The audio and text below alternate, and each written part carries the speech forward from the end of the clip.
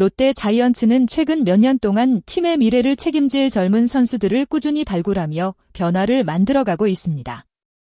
내야에서는 전민재가 새로운 가능성을 보여줬고 포수 포지션에서는 손성빈이 성장세를 이어가며 팀의 활력을 불어넣고 있습니다. 과거부터 고민으로 지적받았던 부분들이 조금씩 해결되는 모습입니다.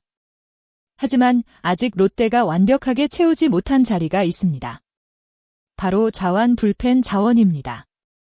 현대 야구에서 자완 투수의 가치는 매우 높습니다. 특히 경기 후반 중요한 순간에 등장해 상대 타선의 흐름을 끊어줄 수 있는 자완 불펜은 팀 운영에 큰 영향을 줍니다. 롯데 역시 꾸준히 이 부분을 고민해왔지만 확실한 해결책을 찾는 과정은 아직 진행 중입니다. 지난 시즌 정현수와 홍민기가 가능성을 보여주며 기대감을 높였지만 올해는 이전과 같은 안정적인 모습을 이어가지 못하고 있습니다. 그렇다고 롯데가 손을 놓고 있는 것은 아닙니다. 구단은 새로운 자원을 키우기 위해 오랜 시간 투자하고 있고 그 중심에 있는 선수가 있습니다.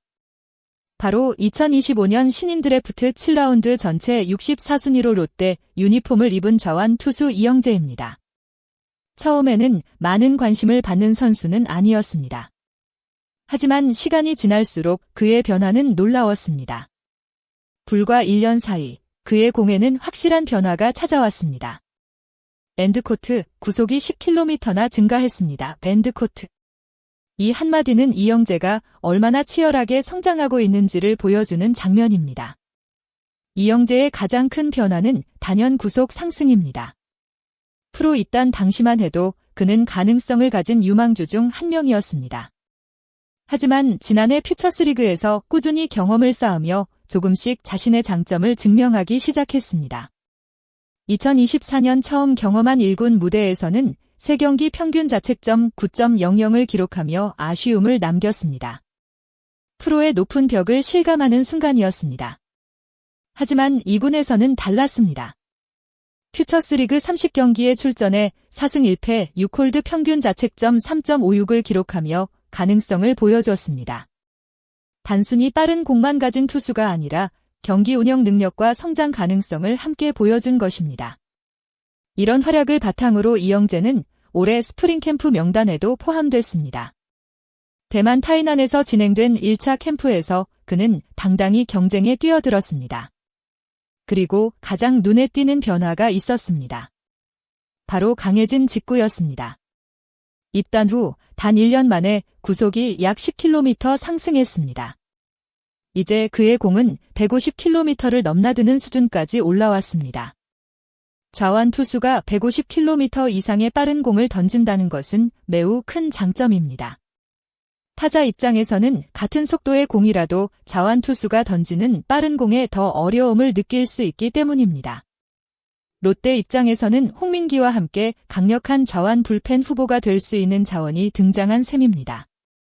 하지만 야구는 빠른 공 하나만으로 성공하기 어렵습니다. 이영재 역시 현재 가장 중요한 과제를 알고 있습니다. 바로 변화구 완성입니다. 올해 그는 1군에서는 한 경기 등판에 그쳤습니다. 시범 경기에서도 만족스러운 결과를 만들지 못했고 시즌 초반에는 퓨처스리그에서 다시 경험을 쌓는 시간을 보내고 있습니다.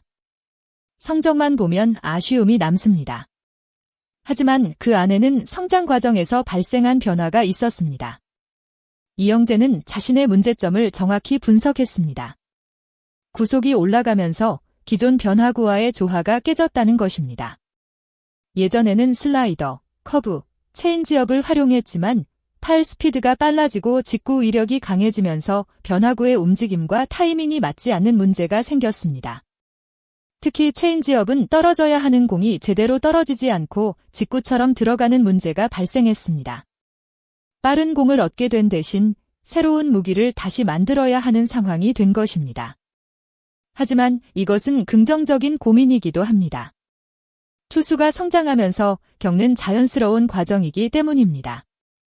구속이 부족했던 투수는 먼저 빠른 공을 만드는 것이 중요합니다. 그리고 구속이 올라온 뒤에는 그 공을 더욱 효과적으로 활용하기 위한 변화구와 제구력을 발전시키는 단계가 필요합니다. 현재 이영재는 이 과정을 지나고 있습니다. 이영재는 현재 체인지업 대신 새로운 변화구 장착에도 도전하고 있습니다. 그가 선택한 새로운 무기는 스플리터입니다. 빠른 직구를 가진 투수가 스플리터까지 장착한다면 타자들에게는 매우 까다로운 조합이 될 수 있습니다. 높은 타점에서 나오는 150km 이상의 직구, 그리고 타자의 방망이를 끌어내는 떨어지는 변화구, 두 가지가 완성된다면 이영재는 단순한 유망주를 넘어 롯데 불펜의 중요한 카드가 될 가능성이 있습니다. 실제로 퓨처스 올스타전에서도 그의 가능성은 확인됐습니다. 당시 이영재는 최고 150km, 평균 149km에 가까운 빠른 공을 던지며 자신의 강점을 보여주었습니다.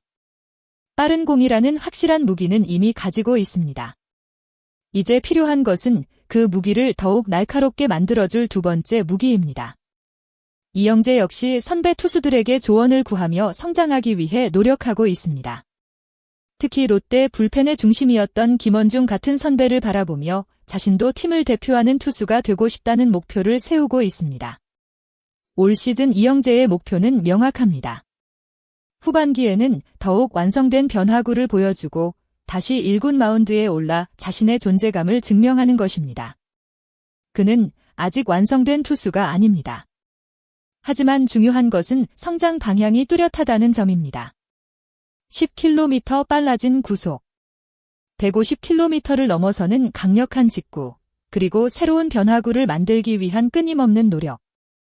이 모든 과정은 미래의 가능성을 보여주는 증거입니다.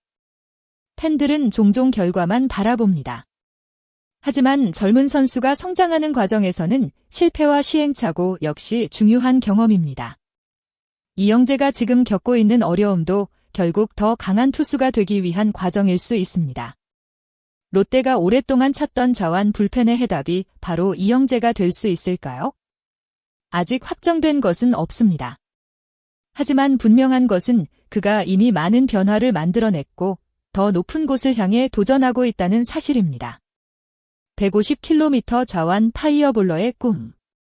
그리고 롯데 마운드의 새로운 희망. 이영재의 다음 이야기가 더욱 기대되는 이유입니다.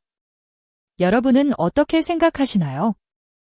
10km의 구속 상승과 150km 강속구를 가진 이영재가 앞으로 롯데의 핵심 좌완 불펜으로 성장할 수 있다고 보시나요? 또 그가 1군에서 성공하기 위해 가장 필요한 부분은 무엇이라고 생각하시나요? 여러분의 생각을 댓글로 남겨주세요.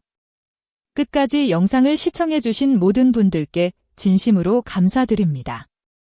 앞으로도 롯데 자이언츠와 한국 프로야구의 흥미로운 이야기, 선수들의 성장 과정과 숨은 이야기를 더욱 빠르고 재미있게 전달해드리겠습니다. 영상이 재미있으셨다면 구독과 좋아요 부탁드립니다. 여러분의 작은 응원이 더 좋은 콘텐츠를 만드는 큰 힘이 됩니다. 감사합니다.